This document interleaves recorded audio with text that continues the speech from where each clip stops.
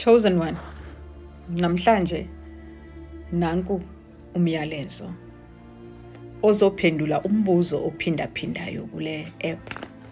Kuzo zonke ke phofu i-app bethuna eziye ndizingene. Abantu aba-chosen one bayakhalaza kakhulu xa kusondele kwinto enjengemali. Laa nto kuthiwa yindibilishi. Kaloku njengomuntu okhethekileyo noko bekufanele uba usisityebi, kodwa instead siyintlekisa. So I've been asked this question, kuthi kutheni singenayo ke le mali usana? Wena nawe kutheni ungenayo le mali? Kodwa you are chosen and you have this wisdom. Ndizophendula loo nto ke namhlanje. Awukazuba nayo imali yasemhlabeni ungekazazi ba esi siphiwo sakho sesiphi na. Uzokuphilisa njani na apha emhlabeni? Izolo ndithe kuwe, yekela yonke into, surrender and be led by your intuition. Namhlanje ndithunywe ke bantu ukuxelele ndithi, for you to get to your wealth, you need to find your niche. Kuzawufuneka usazile isiphiwo osiphiweyo ozosebenzisa apha, ozosiphilisa ngaso. Breaking generational curses, inheriting generational blessings. Kuzawufuneka uzazi uba ndingomphi mna umphilisi apha emhlabeni. Abaphilisi ke banintsi.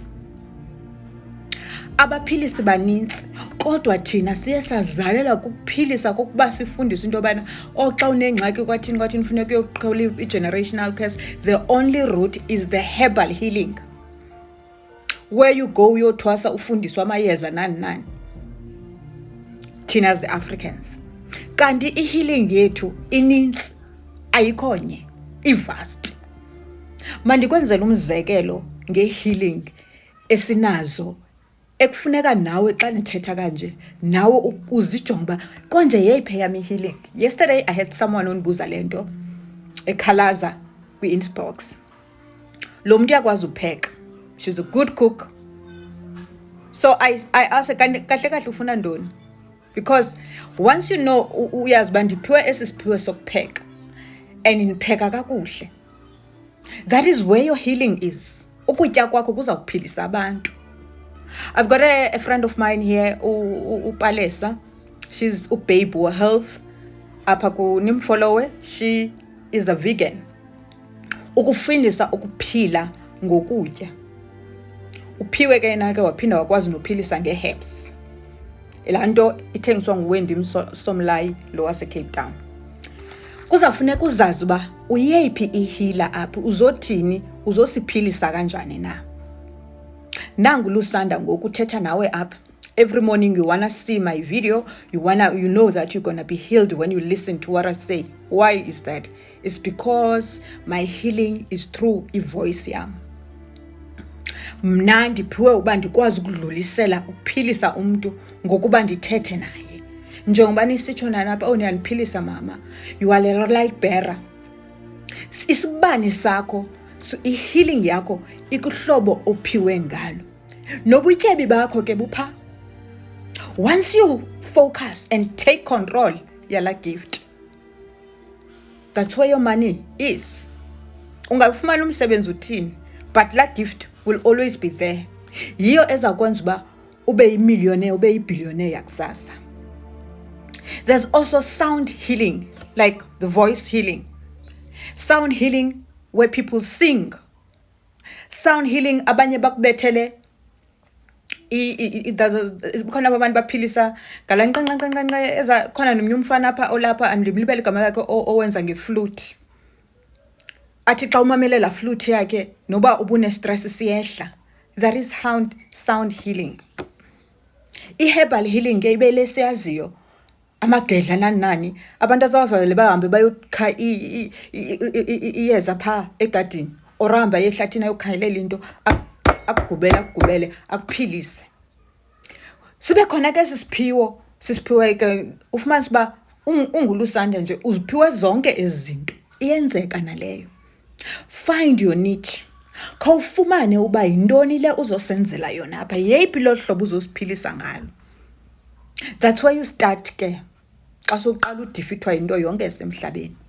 Phelelwa imisebenzi, uyagezeleka emsebenzini, uyazondwa emsebenzini, akho ndawo wonwaba kuyo, especially into engathi idibene nemali. It's because wena ukuze utyebe funeka qala wazi le healing uze ngayo apha, chosen one. Uzela uzothandazela abantu, uzokuthini? Xa kuthandaze wena, wathandaza wena, abantu bayaphila. Xa uye wathatha amanzi, wawathandazela, wagalela into zakho, walayita ikhandlela, wathini, abantu bayaphila. Sithi kisilungu, find your niche. Once you find it ke ngoku, take it to the bigger scale. Unyusise phezulu. Bethuna, eAfrika siye saqhatheka kakhulu ngeziphiwo zethu. And iziphiwo zethu zintelana emazweni. Abantu bayahamba baye kuma-Taiwan kwabothina, bayofunda things that thina apha eAfrika sasizenzela nje. So, namhlanje ndizothi kuwe, khawuzifune ukuba yintoni isiphiwo sama apha kwi-healing, ndizophilisa kanjani? Uzophilisa ngokucula, uzophilisa ngeart yakho, uzophilisa ngendlela. So funeka uzazi uba yeyiphi le healing uze ngayo apha. Uzophilisa ngokuthi uvele nje umassage abantu uthini. Bethuna zinintsi. There's many kinds of healing. Uzophakamisa abantu abane-low self-esteem, uzothini apha. Qala uzibuze lo mbuzo xa uqala uhlala endlini ungazazi ukuthini. Ke ngoku uqale ke ngokwenza iplan yakho uye phambili. Bethuna, love and light. Don't forget, it's in the morning. Everything is working out for me. Everything works out for me, works out for me, works out for me. Nobu ithethe ngeyiphi language kulaa mntu beyibuza. Peace out, family. Love and light.